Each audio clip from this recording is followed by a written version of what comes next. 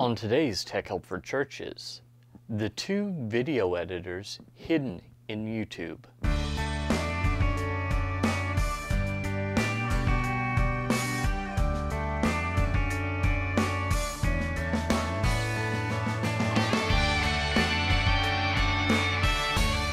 Hi, and welcome again to another episode of Tech Help for Churches. This is the show where every week we talk all about using the internet, new media, social media, etc. in your church. My name is Paul Allen Clifford. I'm your host. I'd love for you to ask your questions, leave your comments, etc. So just do that below the video. If you're listening to the audio, then that's no problem whatsoever. Just head on over to trinitydigitalmedia.com/contact. There you can find all my contact information as well as leave a comment right there. That's fine as well.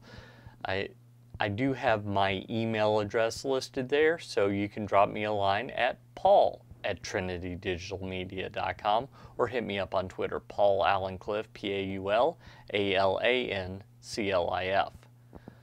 So a lot of people don't know that you can actually edit video online. You don't need to buy software, and you can actually do quite a lot of effective things. Now, you're not going to create a blockbuster. You're not going to edit an Academy Award winner. But if you need to do something simple, YouTube actually has a couple of different video editors that can do simple things. The downside is neither of them have everything, and you may not find it easy to find either one of them. So I'm going to go through those things right now. First off, in order to find what I call the basic editor in YouTube, you upload your video, or you go to your video manager where all the videos are already uploaded, and then you click on Edit. Once you're at the next page, then you need to click on Enhancements. Having clicked on Enhancements, you'll find that you have a lot of choices. So you can do the quick fixes, which include autofix, stabilize, changing the speed, making it slower. Basically, you can take your clip and make it a slow motion clip.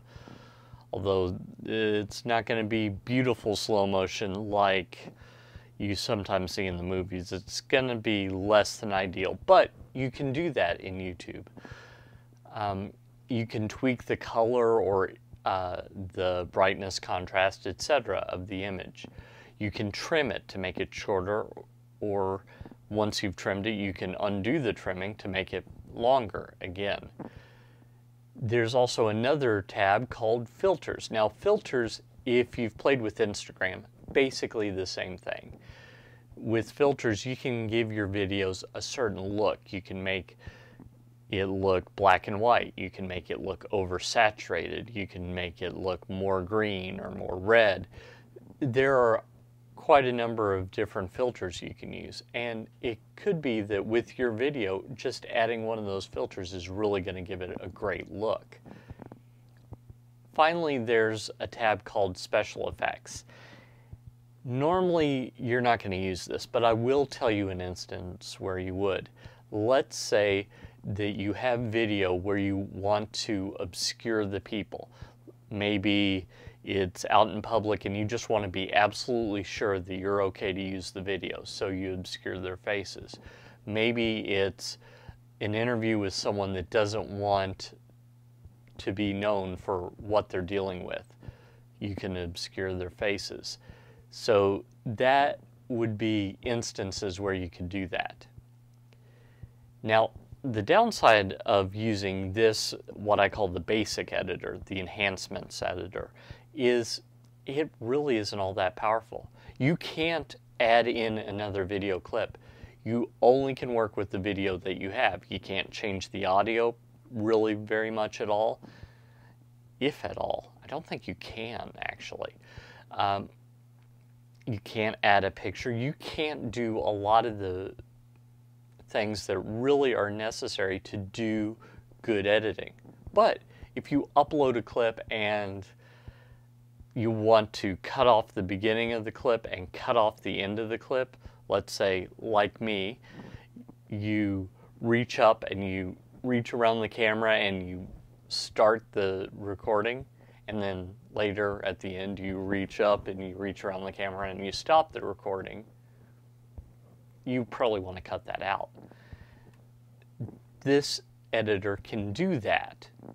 But if you wanted to put, let's say, a picture at the beginning or an opening video, really can't do that. So that's kind of the limits of it. The advantage is if you've got a video that's up there and just needs one of these things that it can do, it doesn't reset your viewer count, it doesn't mess with that video. You're working with the original. So that's the advantage. I guess that's the disadvantage too, because you're working with the original. So if you do something and you save it and you decide it's totally wrong, well, you're kind of out of luck. The more advanced editor you can get to by going to youtube.com/editor. When you go there, you'll notice you have access to your full video library. So you can potentially cut clips from multiple videos and put them together, make an interesting story. You can add in stills, JPEGs, pictures, whatever you want to call them.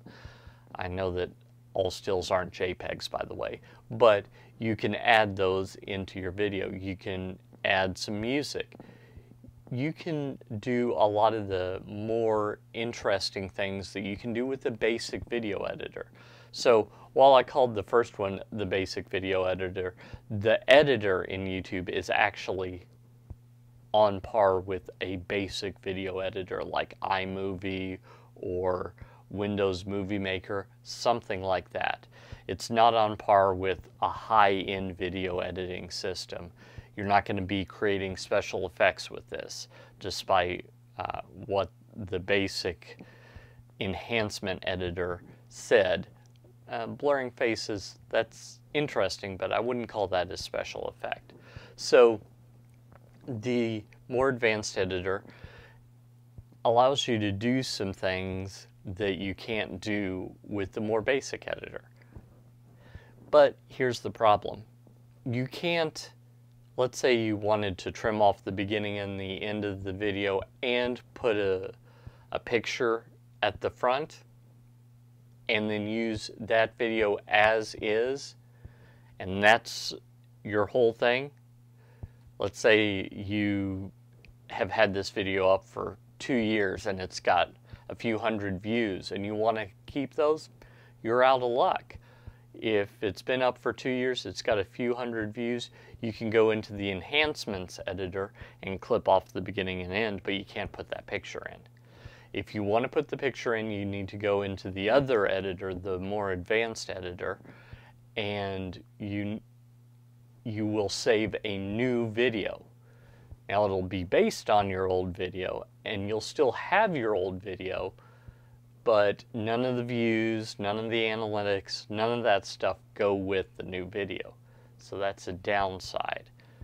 So you can see that neither of these are really perfect. They both have their limitations, and you need to figure out which you want to do with in order to get around those limitations. One thing that I've done myself is I have uploaded a video, kept it private, so that's a choice in YouTube, kept the video private, and then gone into the editor and created a new video based on the private video. Once you do that, the new video is there for all to see with, let's say, a picture at the beginning, trimmed down, let's say with new music underneath it, etc. It's able to be seen in its new form, but it's not the case that it is really that you're editing the original video. You're creating a new video based on the original video and some additional media. So that might be a way for you to look at it and think about it. Do I need to just do some very minor things. Maybe change the color, maybe do a stabilization, maybe trim off the beginning and the end. The Enhancements editor is for you. Do you need to do something more intensive? Do you need to put a picture in it? Do you need to change the audio? Do you need to put multiple video clips together? Then the regular editor is for you. Well, I hope that helped you. I hope that that gave you some ideas of what you can actually do online. Things that you can even do from a Chromebook that maybe you haven't even considered before.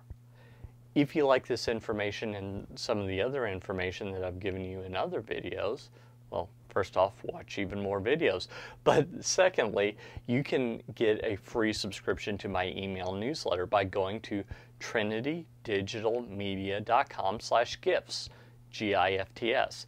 And over there you can pick up some free church tech gifts and get a free subscription to my email newsletter, where I give you even more tips and tricks and tell you some of the great things that are happening over here at Trinity Digital Media. Until next time, go out and change eternity. This is Paul Allen Clifford with trinitydigitalmedia.com.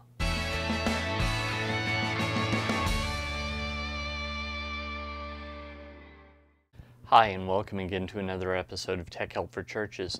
This is the show where every week I help you learn all about using the... Take two.